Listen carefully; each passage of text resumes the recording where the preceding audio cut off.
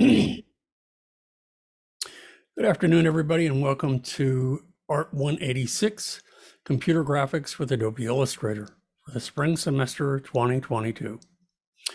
Today we'll be continuing with lesson 11 that covers different kinds of fills and gradients, gradients in particular. But last time we met, which is before spring break, and by the way, I hope everybody had a restful spring break, or at least an enjoyable one. We started lesson 11 and I covered all the different kinds of gradients and fills that you could use kind of an abstract. And now we're going to put it to the test and apply it to a specific exercise that we've given in the textbook. So here's one finished part. We have a hot dog truck, and you can see scattered throughout we have different kinds of gradients. We have gradients of the hot dog bun and the hot dog itself applied to a stroke. We have a radial gradient applied to a sphere. We have a gradient applied to the clouds that actually kind of disintegrates as the gradient passes along the shape, because you can apply a zero opacity to it if you want. The background has a linear gradient. And then we have blends here. And then in addition to that, if I were to select the truck itself, the kind of blend that we have here is a freeform gradient, which is relatively new. We had in the past, over to the left here, the gradient mesh tool. That's kind of a thing of the past now. It's sort of a precursor to the freeform gradient tool. The freeform gradient tool, I think, is much more powerful and I think easier to use and a better tool to use. That's what we've got with the background of the truck. Then in addition to that, gradients and blends, we also have the second part of this exercise where they've done pretty much, they've left the hot dog and everything intact. And the only thing that we're applying now is learning how to apply pattern fills. And they've given us a group that we can turn into a blend, or not a blend, a pattern, and applied it to the truck. Okay. So if you like, let me go ahead and start with part 2, since we just have one thing to do to this. So this is what they've given us for part 2. They've given us the blank truck here. And what we want to do is we want to apply this group here as a pattern fill. So to create pattern fills, what you need to do is you need to take the group and you drag it inside your swatch panel. That's all you need to do. And then if you want to rename it, you can. I believe I already have a copy of it in there. So I'm going to select and I'm going to pick the fill that where I think it is. That's not it. Let's try this one. That's not it either. They're kind of cool, but that's not what I'm going for. So maybe I haven't, maybe I didn't make it yet. So I'm going to go ahead and click and drag and bring it over. And let's go ahead and select it as our gradient or our pattern fill. So make sure that it's selected, make sure that the fill property is selected, and then I'll go ahead and select that. And there we have it, but it's not working quite the way that we had hoped. If we look at the finished product here, we can see that it fills up much more of the pattern, fills up much more of the truck than what we have here. So gradients can be, or patterns can be edited. So what I want to do with it is I want to double click here, and that will take us inside the pattern fill and show us how it's being repeated. Right now, it's being repeated with a grid pattern. We want to continue with a grid pattern, but we're going to use hex by column. And notice how it fits a little bit tighter. What you could also do is you can size the tile to the art. And that changes the settings a little bit as well. So when we're happy with that, and if you want to experiment with some other versions of this, you can, because there are different kinds of ways in which they order the patterns. Again, the default is by grid. Okay, I'm sorry, Michelle. Yeah, watch the video later. Anyway, you can do it by hex row. You can do it by hex column. You know, and all you have to do is select and see the difference. And it's non-destructive. You just go back again, and we can do it hex by row, and then we're set. Now I can go ahead up here at the top, and I can select that I'm done. It takes me out of the edit view, and I have my pattern filled here. Really nice. Really, really nice. Okay. Now, why this looks so clunky now, I don't have a clue. This should remain intact. Okay. As soon as you drag it in here, it does. Oh, I know why, because this was still selected and it has a pattern fill. Let me undo that. So I'm going to undo everything. Let's go back a few steps. So just to let you know what happened to that, this was filled with a pattern. So I've gone back several steps. I'm going to go ahead and click and drag this into my swatch panel. Now, make sure that this is deselected. Otherwise, when you turn it into a pattern, it will fill it as a pattern. That's why it looks so funky. So now I can go ahead and I can select this shape of the truck. I'll go ahead and I'll select that. Again, we're back where we were. Notice that the famous Frank's famously tasty hot dogs, that group looks fine now. But if you're wondering what caused that, that's what happened. So it's easy enough just to go to back out of it. Make sure that it's not selected so it's not filled with that pattern. And now I can go ahead and we can double click in here to edit the pattern. And as I said, by default, it uses the grid. And then you can do it like bricks by row or by columns. We want hex by columns. And we're going to size the artwork, or size the pattern to the artwork. Okay, pretty straightforward. Just go ahead and click. We're done. And we have a really nice fill. Very effective way of dressing up your artwork, of refining it, of making it considerably more sophisticated without a lot of muss or fuss. The hardest part is creating the pattern. And I encourage you, I did talk about it a little bit before, that there are libraries of patterns. So look at those and you'll see that there's a whole bunch of them. If we click down here in the library and we scroll down to see patterns, there's basic graphic patterns, dots, lines, textures, decorative patterns, decorative legacy, and Vonster patterns. Don't know what those are. I haven't looked at them myself. And we have nature patterns, animal skins, and foliage. So lots of patterns from which to choose, and you can deconstruct those and create your own patterns based on those if you wish. So that's the second half of this assignment. Really kind of cool.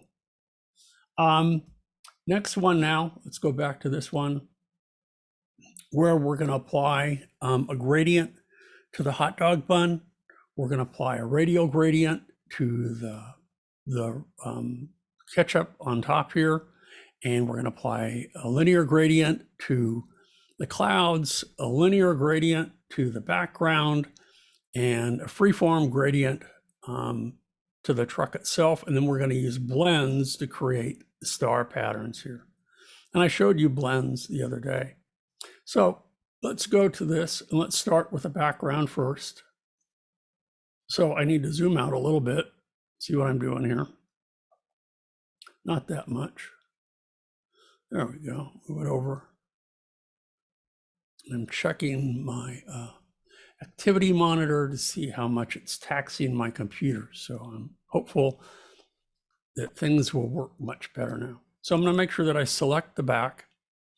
And right now we have a solid fill. So I'm going to make sure that if we look over here in the gradient, or we look here in swatches, and you'll see that it has a fill of just a gray. But we have some preset gradients if we like.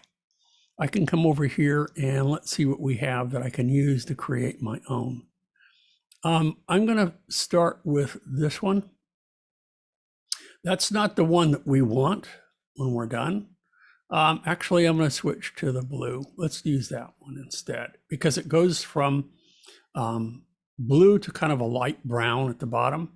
Well, to edit that, all you have to do is come over here to the gradient tool, and you'll notice that we have this little bar that goes across that I talked about before. Okay. And we can adjust how much the blue extends across. We can also move over the edge. Let's move over this edge here. Come on. I want to rotate it. So let me zoom out a little bit so that it goes not horizontally, which is the default. Zoom out a little bit. There we go. Let's make some room in my screen here. Now let's go over. I want to go over this side. Come on. There we go. Now I can click and drag and rotate it. And if I hold down the shift key, it will constrain it vertically. And now what I need to do is I need to move it up. So I'll move the gradient up. Let's go ahead and move this up. And I'm going to go ahead and move this one up. So this goes from here to here. Okay, now to change the colors of the gradients, I can do the following. I can go ahead and I can move this one up a little bit, leave it here, and I can double click on the one that's down below. Okay, that pops up, and I'm going to pick a light brown at the bottom here. Click off of it, and let's go ahead and move that up a little bit. And why isn't that showing? Because I don't know why. Let's go ahead and see what's going on in here. I'm going to pick another color. Oh, because this is, okay, something's going on here. There we go. Okay. Let me pull this down like so. So I can pull this down, pull this one up. Oh, I see, because we had this black down here at the bottom. I'm going to pull that off, or just, you have to have at least two colors for a gradient. So I'm going to go ahead and pull this down and double click on it. I don't want black. Come on. There we go. I want this light brown. Maybe it has to be a little bit darker. And let's see where we're going with this. This might be, let's check the opacity. No wonder the opacity is 0. I wasn't paying attention. So let's make this 100%. And that's what we're going to change soon enough in the clouds. So let's go back again and change this to 100%. There we go. That's what I wanted. That's why it wasn't reading properly. So I don't want that dark brown after all. I want a light brown. There we go. And we have the, maybe up here we'll pick a little bit lighter color for the blue. So I'm sort of winging it here. I'm following the instructions in the book, but also showing you kind of more of an approach that I might take if I were working on my own project here. And then we can go ahead and adjust, how much we want of the brown, how much we want of the blue, and we can slide it back and forth. When we're done with it, again, we can let go. So that's how you change it from a horizontal to a vertical gradient. Okay, let's compare it to what we have over here. This is our start file. And that's much lighter. And they've actually used not a brown, but an orange. So I'm going to go ahead and I'll change it. I'll come back here. So let's double click again. I thought they had used, there we go. That looks much better. And let's pick from here. Let's pick a lighter, much lighter. Nope, I don't want a green. I want the blue.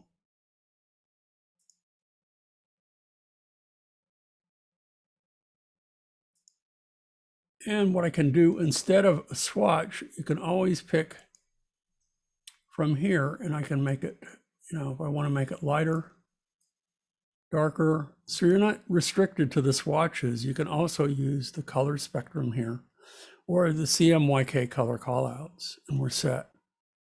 Okay. So there, I've got something somewhat close to what they've done. The next step is that let's go ahead and work with the clouds here. I want the clouds to to appear like they're fading away. So we have our cloud shape right here. It's behind the hot dog, which is fine. And I'm going to move this over just a tad. And again, we're going to apply a gradient to it. So I'm going to go ahead and I'm going to select from the one that we have here. It applies it horizontally. I'm going to go ahead and switch. And again, select the gradient tool.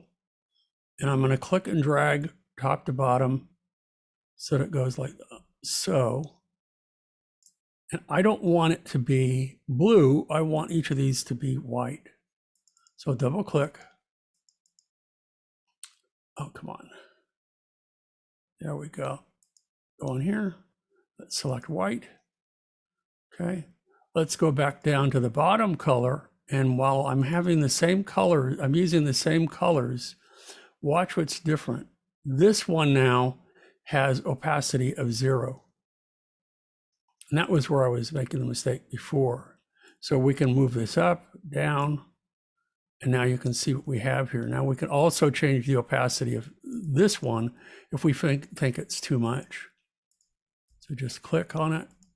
When I double click, my computer's getting stressed. So there we go. Okay. So let's change the opacity to maybe 80%. Let's see what we have here. Okay. There we go. Bring everything back.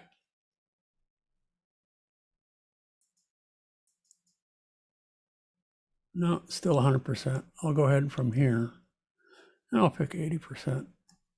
Just make it a little bit better.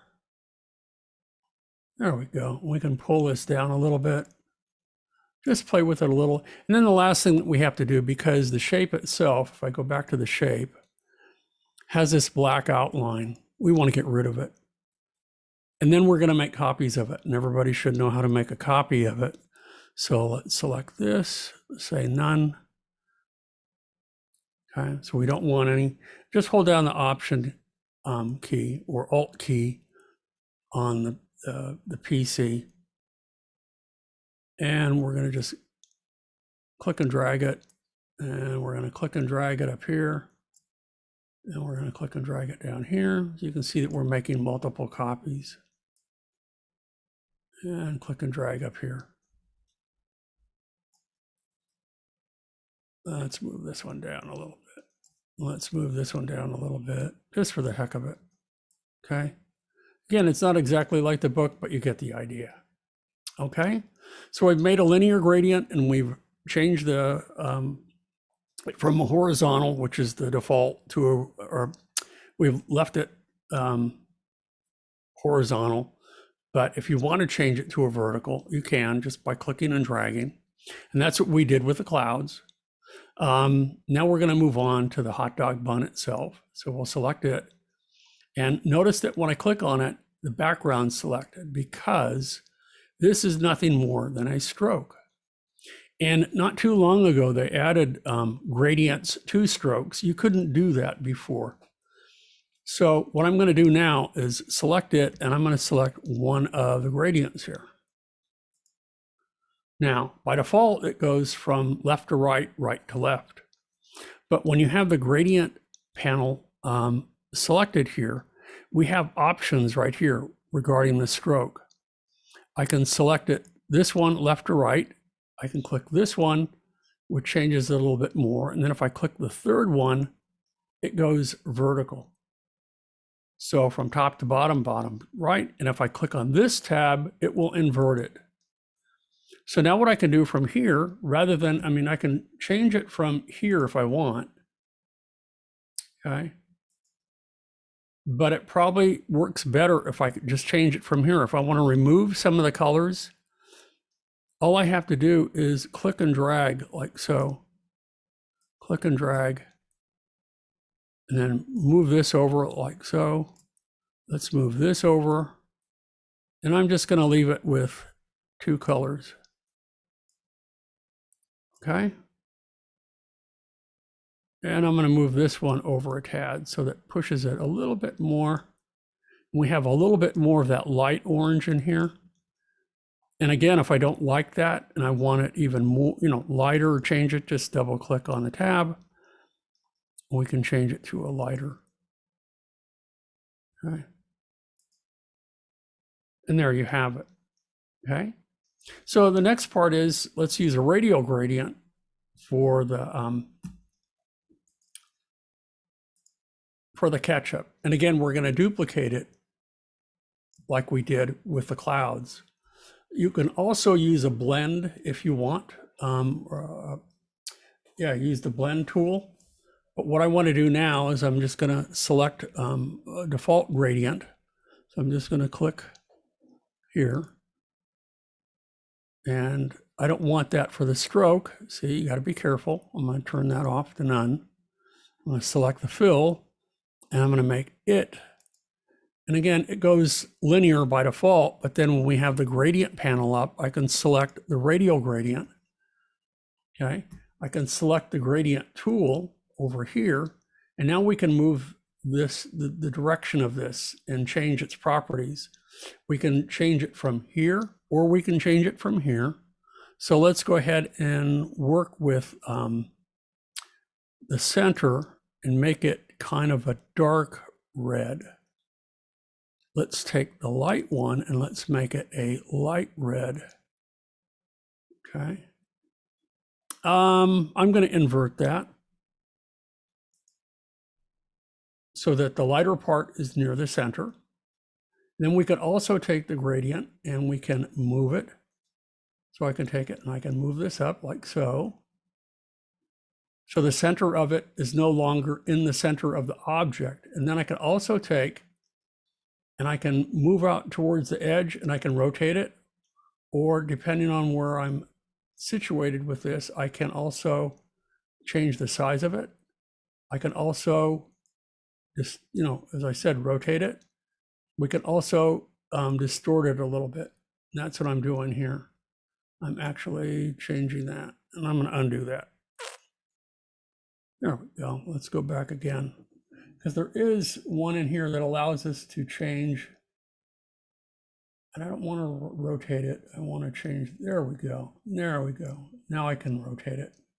So I've changed the properties of it. I can rotate it a little bit, and I can move it up a little bit.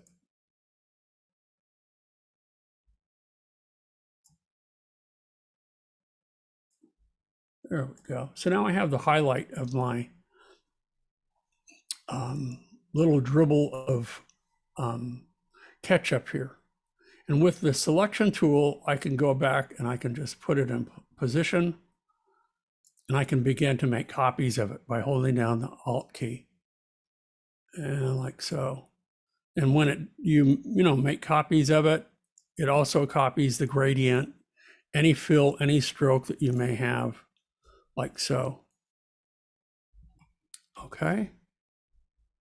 So now we've touched on the radial gradient and applied it directly to the piece that we're working on now. Whoa, I don't want that. Zoom back in.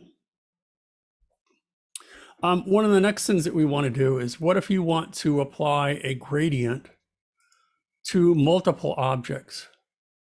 So the example that they use in the book is that we have these windows here, and I want to apply a gradient to them.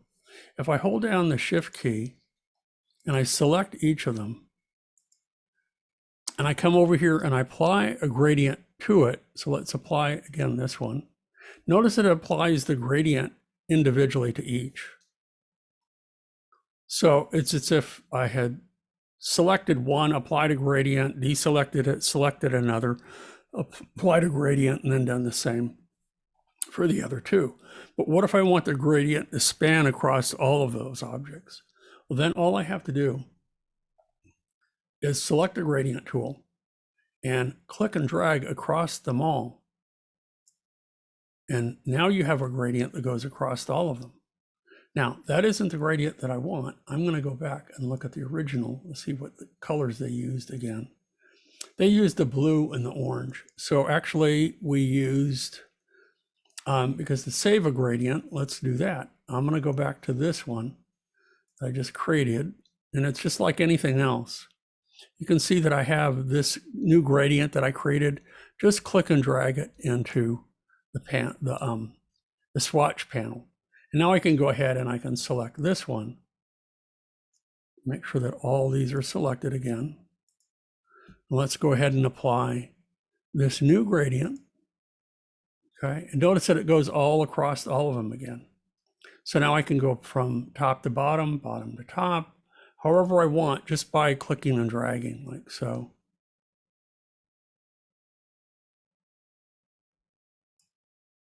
Okay. So that's how that works. Applying gradients across multiple objects.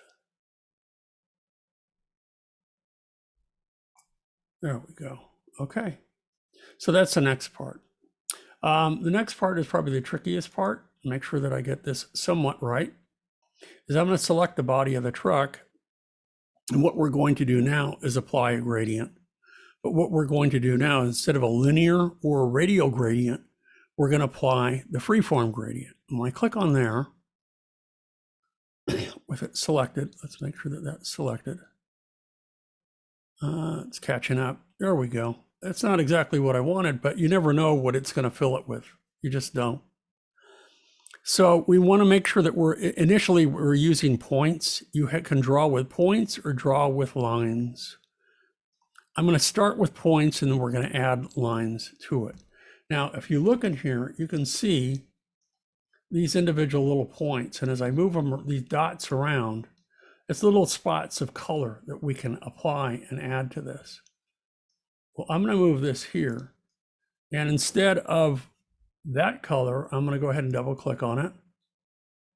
And I'm going to select orange. Okay. I'm going to select this one. And let's select the deep, deep red from here. Maybe something even a little bit darker like this one. There we go.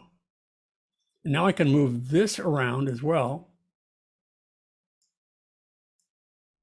Taxing on my computer.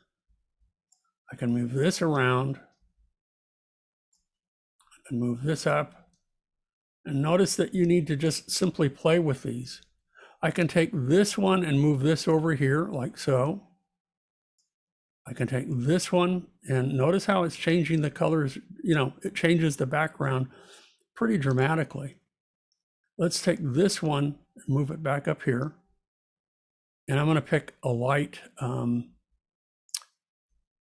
of a light orange up here.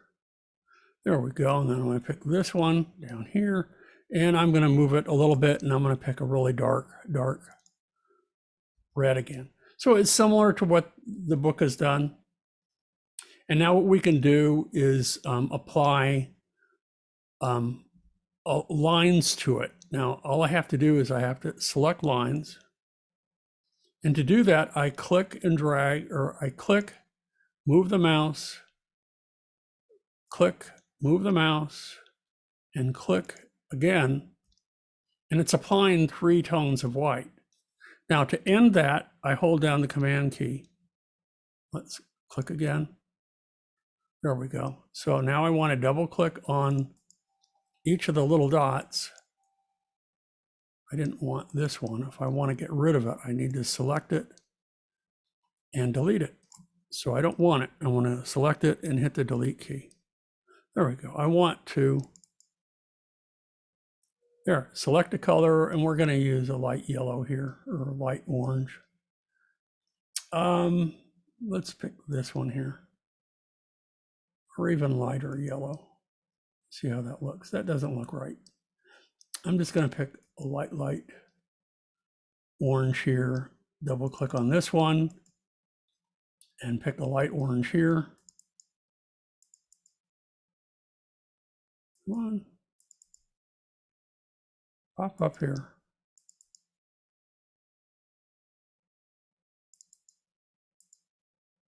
Yeah, my computer is being taxed.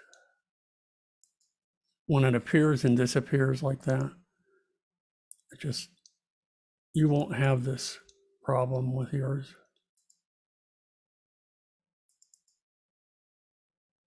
Going to take it a minute for it to catch up.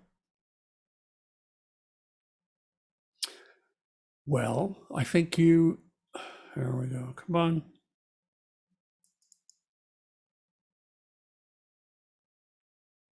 This is the last of what I want to do. So unless there's something more that we can, no, I don't want that. Let's undo that. You can complete the circle if you want. I want just a simple arc. So I'm going to go back here and I'm just going to click on each of these and delete them. Let's try it again, because I'm really not taking that much time today. So let's select each one. There we go. Let's try again. Oh, come on. There we go. Obviously, some of these things are a bit more taxing to the computer than we realized. So now when I click again, yeah, so you gotta undo.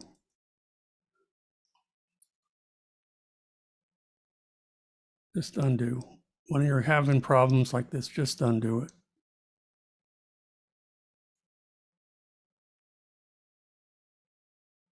There we go. So we're pretty much back to where we were.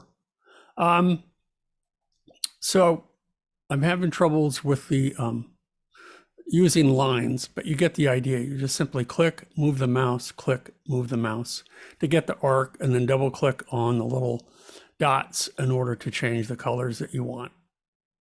The last thing that they want us to cover though are blends. The blend tool is this one over here, just beneath the gradient tool. And I'm going to zoom in on the stars to show you how we do that, because we did that last time. And it doesn't hurt to do it again. So what I want to do is I'm going to go ahead and I'm going to select the blend tool. And I'm going to click on this point on the star. And I'm going to click on this point on the star. And notice how it blends them together. That's not exactly what I want, because it's doing a smooth blend. Instead, what I want is to double click on it. And I want it, instead of smooth colors, I want it in specified steps. And I don't want 145, I want maybe 5 steps. Let's deselect and select preview again, and that looks pretty good. Now, notice that it is connected by way of a path. And now what I can do is I can use the path tool, let's deselect, let's select the path. And I'm going to go to underneath the pen tool. I want to change the anchor point.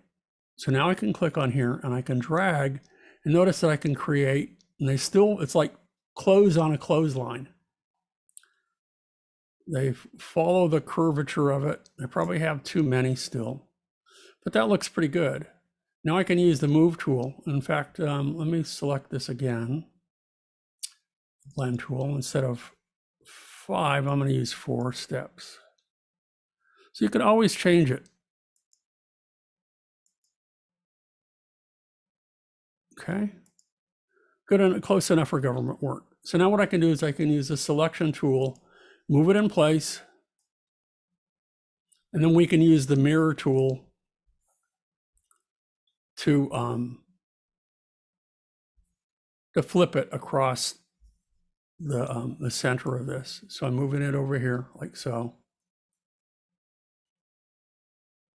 And then I want a duplicate of it.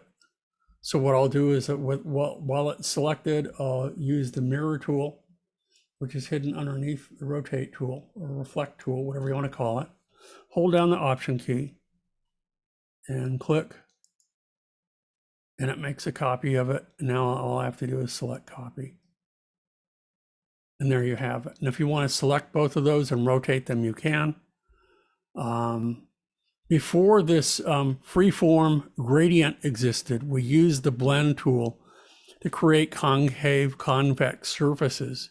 So one of the things that we did would be take a shape like this and put it inside. So you have a duplicate of it, but if I wanted to create it kind of like a concave surface, I could go back and use the blend tool again. Let's see. And I'm going to click on this point, and then I'm going to click on this one. And I want a nice smooth, not in steps, but a nice smooth blend. And you can see that it's giving it dimension, 3-dimensionality. So there's a lot you can do with gradients, a lot. They've really added to them quite a bit. The radial gradients are about the same. Linear gradients are about the same, but several years ago, they allowed you to change opacity on all of the colors, which is relatively new. And more importantly, the freeform gradient is new, relatively new, about a couple of versions ago. And that makes it a pretty powerful tool as well. It adds to it. I'm going to show you one more thing, and then we'll be done for today. I want to show you the mesh tool. So this is what I need to do is I need to create a shape. So let me just move over to the side here. Instead of creating a brand new file, like so. Okay. And now I can use the mesh tool. Okay, and I can click in here and I can begin to click. Notice that it's dividing it up into a grid. Where the intersection is of each of these, you can select using the direct selection tool. And while that's selected, I can go ahead and I can change the color of it. And I can select this one, and I can change the color of it. So again, it's like adding little spots of watercolor. But you can see with the freeform tool, you have much more control now. Before you were restricted to the grid. Now you can move these around. You can take these intersections and I can, click and drag like so. I can also take the handles and distort them like so to get different effects, but you're still restricted to the grid. By using the freeform gradient tool, you're not restricted in any way. You can move these little points of color wherever you want. That was really a very powerful and innovative way to go. I think much better than the gradient mesh tool ever existed. Another downside to using the gradient mesh tool is that if you decide in the future that you select each of these points and delete them, and you can get rid of them if you want, and we can go over them. And I'm just going to get rid of all of them. Okay. That if I decide later I want to use a regular gradient, it won't work Once you've converted it to a gradient mesh, it is destructive. That's how it works. Okay. So that's all I have for you guys today. I hope it's been informative. I noticed I lost some of you. That's okay. But it's a pretty straightforward exercise, not too difficult. I encourage you to pay close attention to it because it will be very useful in your product piece, which will be due soon. And whatever you choose to do for your final project, which is to do the architectural detail, or I said a portrait, it could be very useful for that as well. Okay, and also patterns. Patterns can add texture to your image for contrast, for visual depth and interest. So I would encourage you to explore patterns as well. Very useful exercise, really, really useful. Okay, any questions before we leave today? Yeah, I will do that, Jaron. Let me go ahead and stop the recording or pause the recording, and then I will elevate you to the panelist, and then you can go ahead and you can share your screen. Okay, so let me go ahead and pause the recording.